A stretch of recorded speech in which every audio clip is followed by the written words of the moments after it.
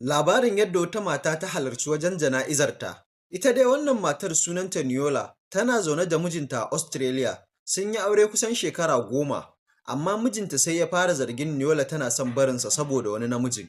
Maimakon ya yi magana da ita ko ya sake ta, sai ya yanke shawara mai muni, ya biya wasu mutane a ƙasar Burundi da su kashe ta. Wata rana Niola ta tafi garin Burundi, wata ƙaramar ƙasa a Afirka, domin jana'izar matar babanta. Bayan jana'izar, tana tsaye a waje tana shan iska, sai wasu mutane suka zo suka yi garkuwa da ita, suka rufe mata ido, suka kai ta wani guri suka ɗaure ta a kujera. Daga baya shugabansu ya gaya mata gaskiya, mijinki ne ya biya mu kuɗi domin mu kashe ki.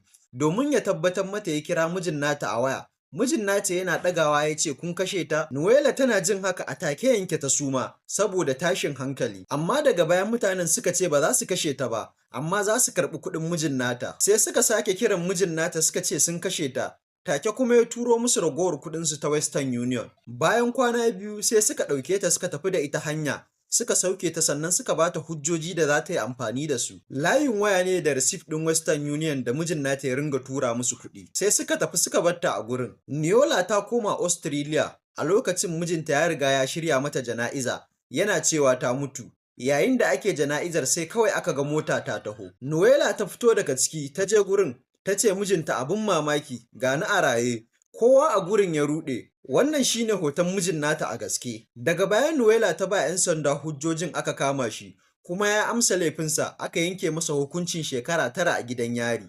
Kada ku manta ku danna like sannan ku yi follow.